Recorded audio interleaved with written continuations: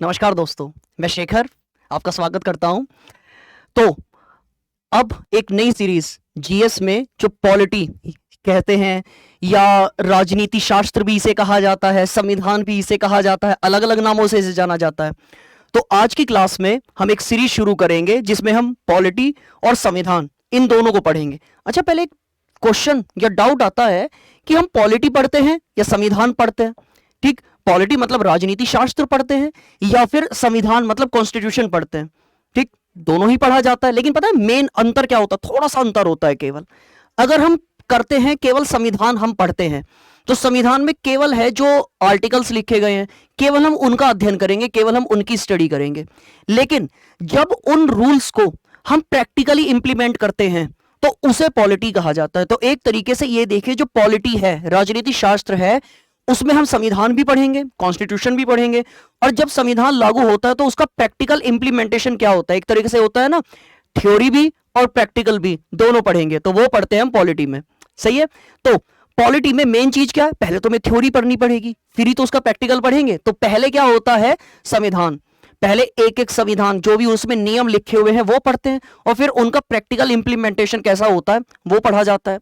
लेकिन एक सबसे पहले दिमाग में क्वेश्चन उठता है कि what's the meaning of constitution? आखिर संविधान होता क्या है? तो क्या, अच्छा, जैसे हमारा संविधान 1946 में बनना शुरू हुआ था, 1950 में ये 26 जैन 1950 में ये बनके लागू हो गया, अप्लाई हो गया। तो क्या इससे पहले हमारे जो देश के लोग हैं या हमारे जो पुराने राजा महाराजा रहे हैं वो कुछ रूल फॉलो नहीं करते थे? बिल्कुल करते थे। सिंपल सी बात यह है कि जो हमारे पुराने रूल्स हैं, पुराने रीति रिवाज हैं, उन्हीं को अब हमने एक रिटन फॉर्म में ला दिया है, और वही है हमारा संविधान। तो अगर आपसे कोई भी क्वेश्चन पूछे या आपके दिमाग में कभी भी क्वेश्चन उठे कि संविधान का मतलब होता क्या है, तो संविधान का सीधा मतलब, कॉन्स्टिट्यूशन का सीधा मतलब है जो हमारे पुराने रीति रिवाज है, जो पुराने समय से चले हुए आ रहे हैं, बस उनको अब हमने रिटन फॉर्म में लिख दिया है। ठीक, तो वही है हमारा संविधान। तो अब सब आज केवल जो बेसिक चीजें हैं ना वो क्लियर करते हैं, वरना मैं चाहूं तो आज ही आपको भाग एक से शुरू कर सकता हूं, लेकिन जब तक हमारी नींव, जब तक हमारा बेस मजबूत नहीं बनेगा ना, तब तक कुछ भी अच्छा नहीं हो सकता है। ठीक, क्योंकि अगर 10-20 मंजिल की बिल्डिंग बनानी है तो उसके लिए आधार, बेस मजबूत होना बहुत जरूरी है। तो आज की क्लास वो ही बेस है। काफी बार आपके एग्जाम में क्वेश्चन पूछे जाते हैं कि कुछ तो संविधान होते हैं रिटन और कुछ होते हैं अनरिटन, लिखित भी होते हैं, अलिखित भी होते हैं। अब अलिखित को काफी बार मौखिक भी कहा जाता है। तो ये क्या है? जैसे, तो संविधान जो है, कॉन्स्टिट्यूशन, कुछ तो होते हैं लिखित मतलब रिटन, और कुछ होते हैं अलिखित, अलिखित, और इन्हें कहा जाता है मौखिक। ठीक है। अब ऐसा कैसे हो सकता है कि संविधान जो है वो पूरा का पूरा जो है वो लिखित, चलो लिखित तो है, लेकिन अलिखित संविधान, मौखिक संविधान कैसे हो सकता है? अच्छा, खुद सोचो, जितना बड़ा हमारा संविधान है, क्या इतना बड़ा संविधान किसी को याद रह सकता है?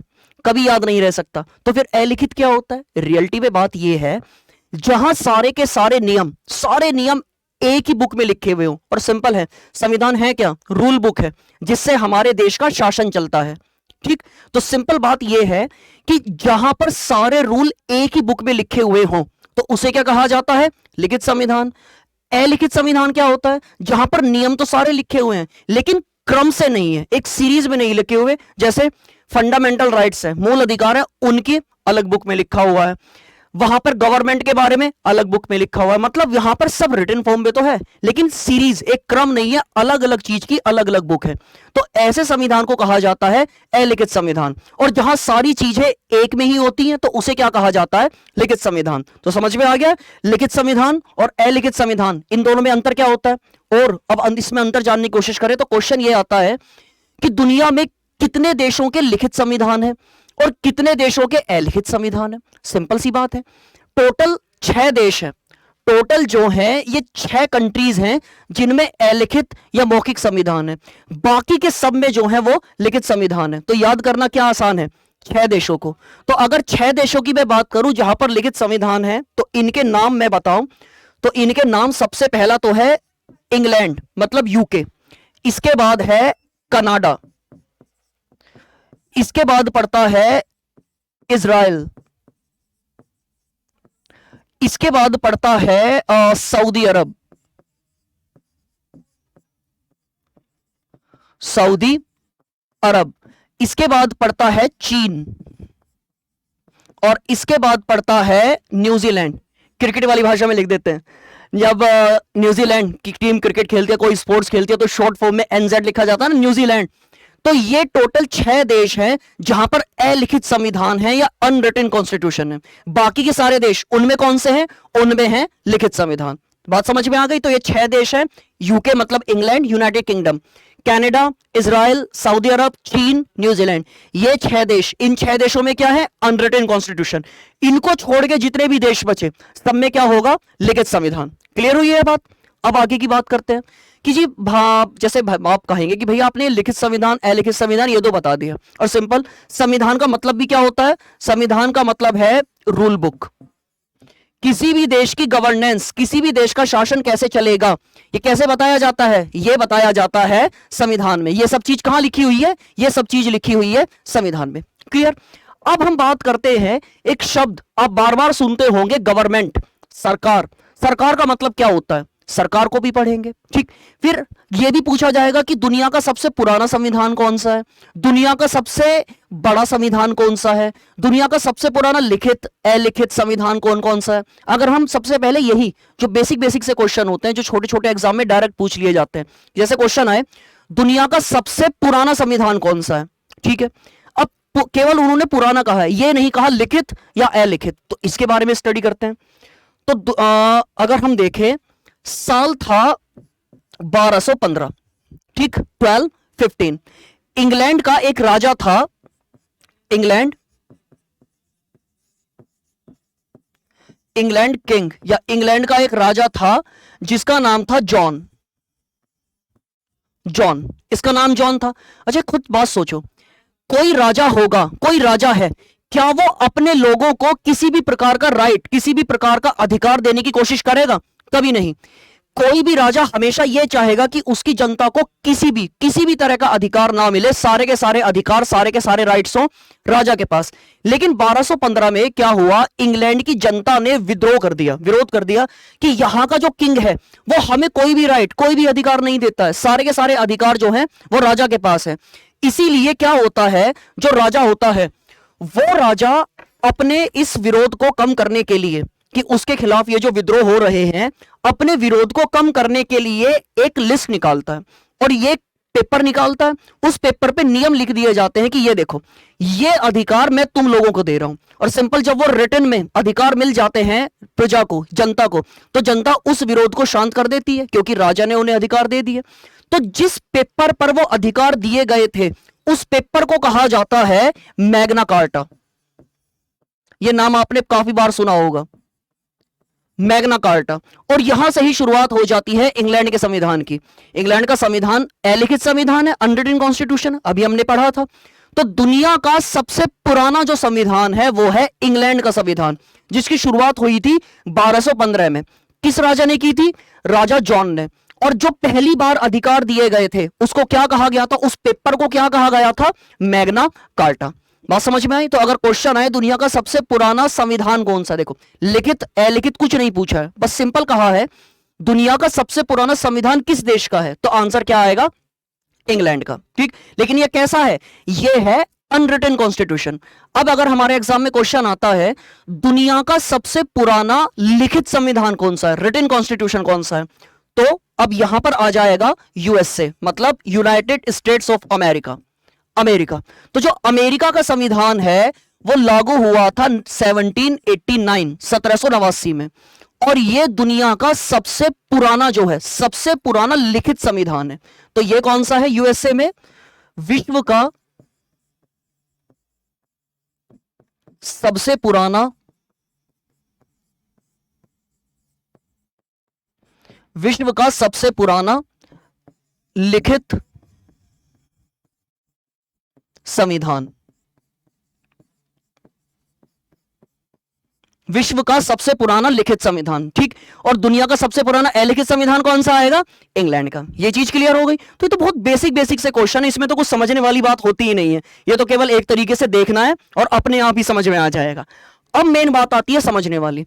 एक आप बार बार शब्द सुनते होंगे, गवर्नमेंट, सरकार। सरकार का मतलब क्या होता है, ठीक। अच्छा, ये सब हम हमारे संविधान के अकॉर्डिंग भी पढ़ेंगे। आज मैं वो चीजें बता रहा हूं जो संविधान का बेस होता है, सभी देशों में यही अप्लाई होता है, ठीक। तो अगर मैं ये कहूं कि पूरी दुनिया में, चाहे हमारा भारत हो, चाहे हमारा पड़ोसी देश पाकिस्तान हो, चाहे चाइना हो, सभी देशों में सरकार, गवर्नमेंट का क्या स्ट्रक्चर होता है?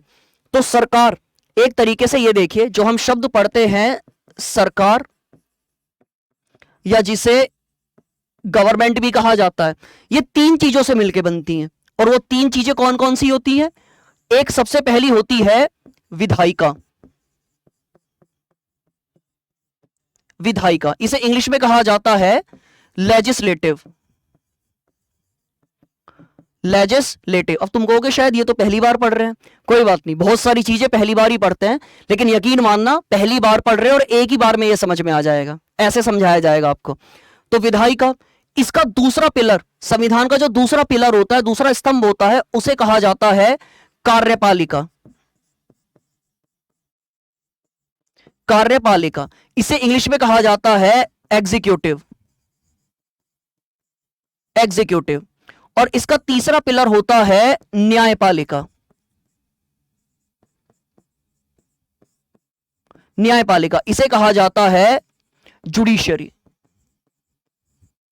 तो हम चाहे भारत लें, चाहे अपना पड़ोसी देश चीन लें, चाहे दूर चले जाएं ऑस्ट्रेलिया लें, चाहे बिल्कुल और दूर चले जाएं, इस तरफ चले जाएं तो अमेरिका ले लें, हर देश में सरकार इन्हीं तीन चीज से मिलकर बनती है, विधायिका, कार्यपालिका और न्यायपालिका। इन तीनों के मतलब क्या होता है? अब खुद देखिए, विधायिका, विधाई, विधि, आयिका, जहां पर विधि बनती है, जहां विधि का निर्माण होता है। और विधि का मतलब क्या होता है? कानून। तो जहां पर कानून बनते हैं, पूरे देश के लिए नियम बनते हैं, उसे कहा जाता है विधायिका। और विधायिका हर देश में होती है, लेकिन हर देश में इसके अलग अलग नाम होते हैं। जैसे अगर मैं बात करूं भारत में, तो भारत में विधायिका को क्या कहते हैं? भारत में विधायिका को कहा जाता है पार्लियामेंट, मतलब संसद। भारत में कहते हैं संसद। अगर मैं बात करूं अमेरिका में विधायिका को क्या कहते हैं? अमेरिका में विधायिका को कहा जाता है कांग्रेस। हमारे यहां पे कांग्रेस एक पार्टी का नाम है, लेकिन अमेरिका की जो संसद है उसका नाम क्या है? उसका नाम है कांग्रेस।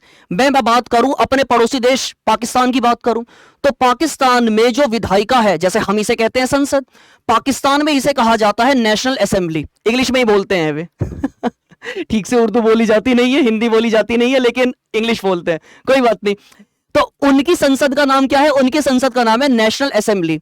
मैं बात करूं एक और हमारा पड़ोसी देश बांग्लादेश, बांग्लादेश में जो विधायिका है हम कहते हैं संसद, बांग्लादेश वाले उसे कहते हैं जातीय संसद।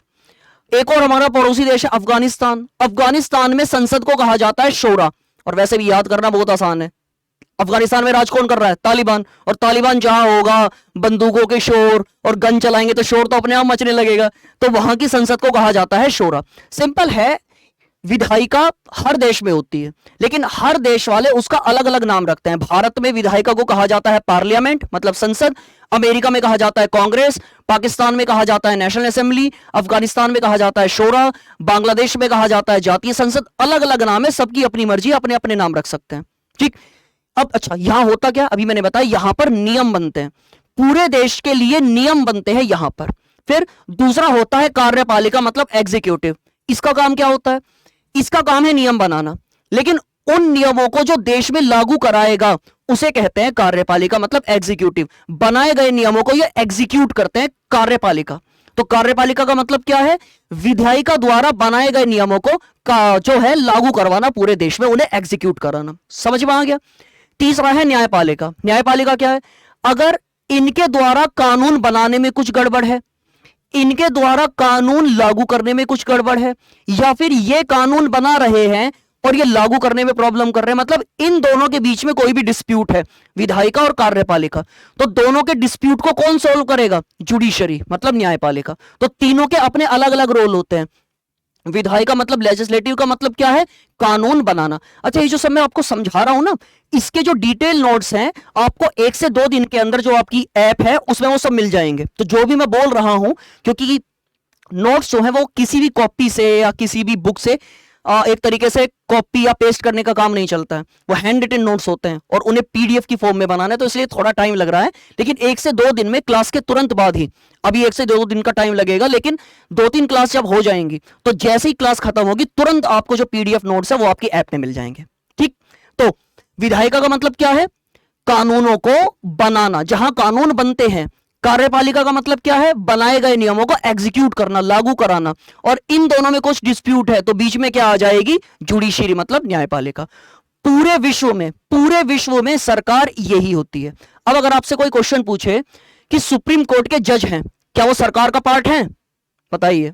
बिल्कुल है, क्योंकि जुडिशरी मतलब न्यायपालिका, तो जज आएंगे यहां पर। और जुडिशरी किसका पार्ट है? सरकार का।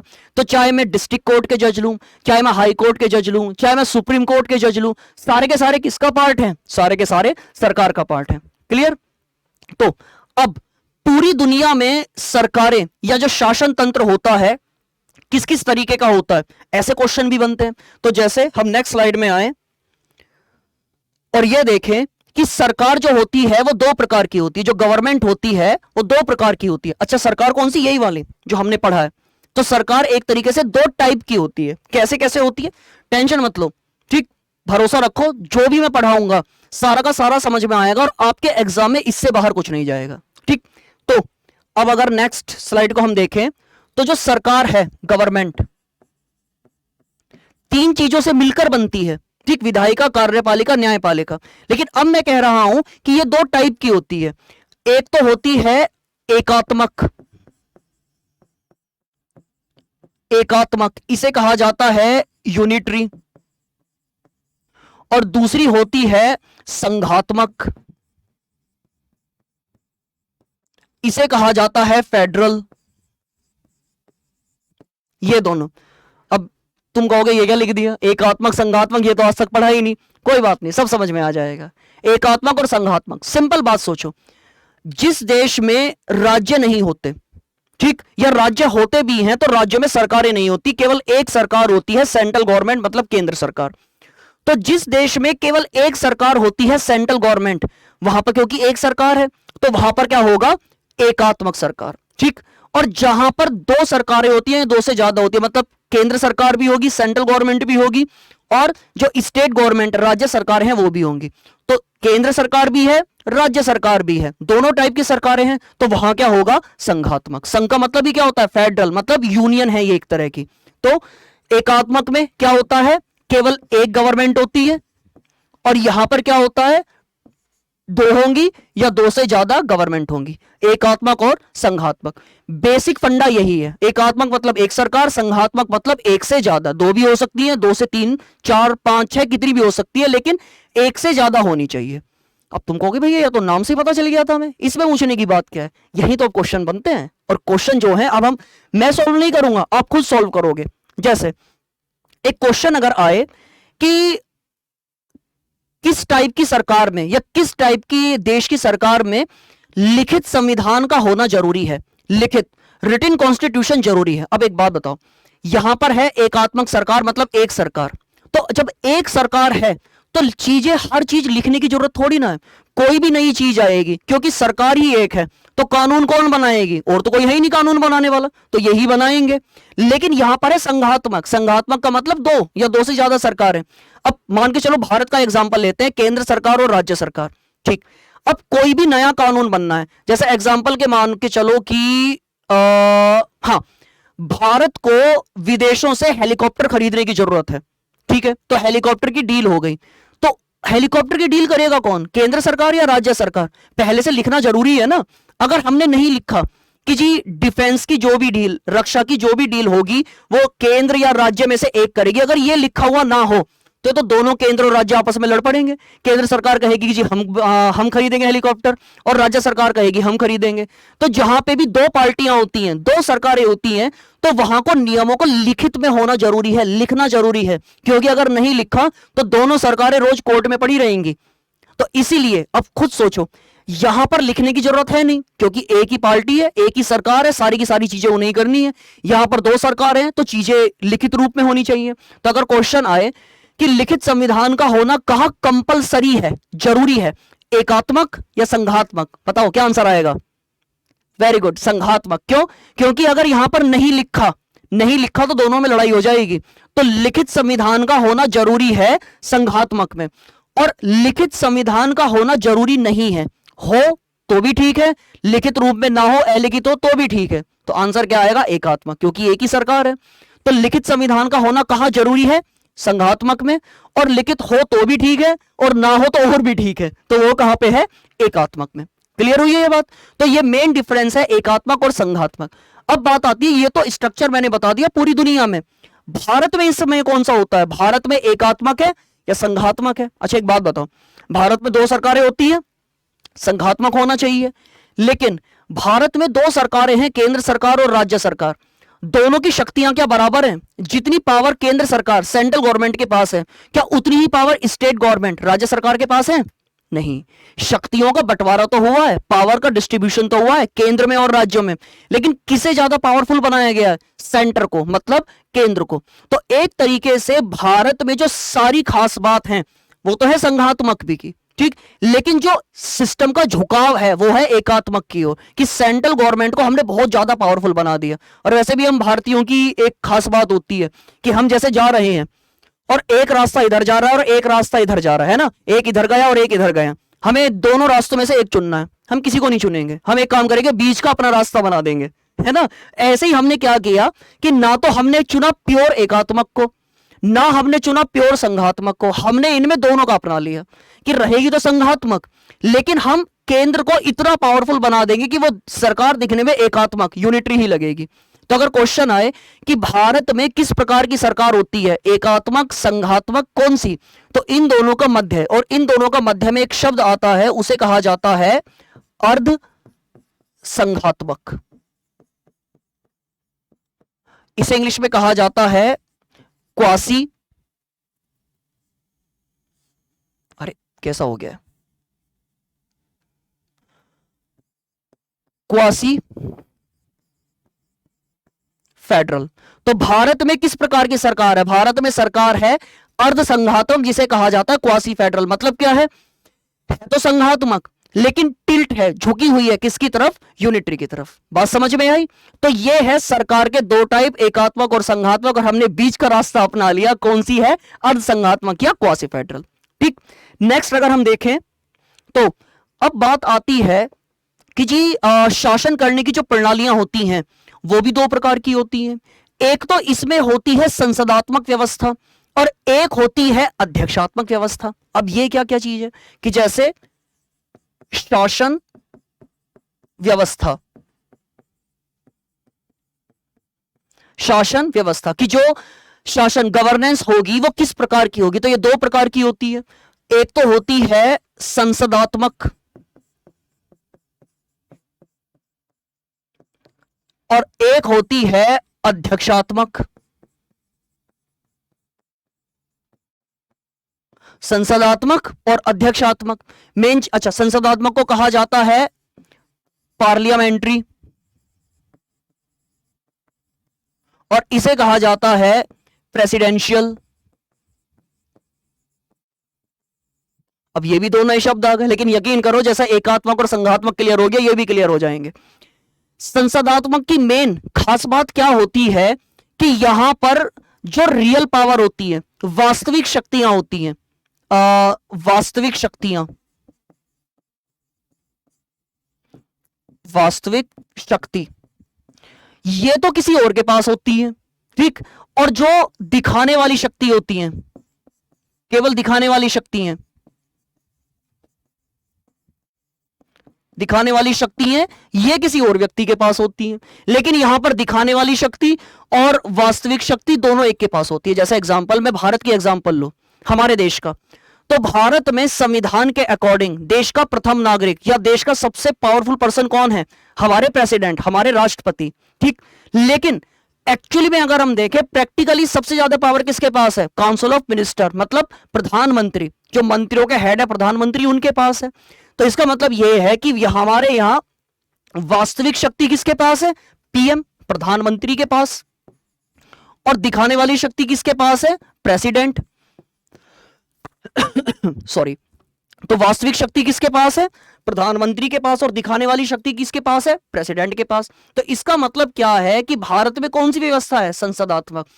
तो जो भी देश अपने यहां पर संसदात्मक व्यवस्था अपनाता है, वहां पर होता क्या है कि दिखाने वाली शक्ति तो या तो राष्ट्रपति के पास होंगी या राजा के पास होंगी। जैसे मैं करूं, भारत में संसदात्मक व्यवस्था है।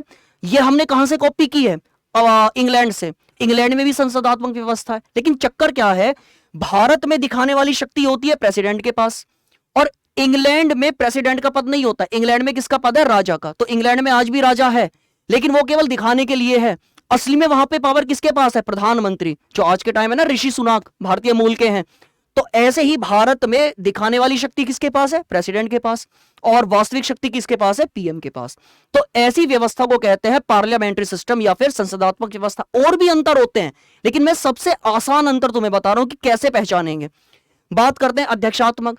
तो अध्यक्षात्मक में सारी पावर होती है प्रेसिडेंट के पास, प्रेसिडेंट के पास। मतलब यहां पर चाहे वास्तविक शक्ति हो चाहे दिखाने वाली शक्ति हो, सारी एक के पास होंगी। और वो बंदा कौन होगा? राष्ट्रपति। यहां पर प्रधानमंत्री हो भी सकता है और नहीं भी हो सकता है। तो अध्यक्षात्मक में पीएम हो भी सकता है और नहीं भी हो सकता है, मर्जी है।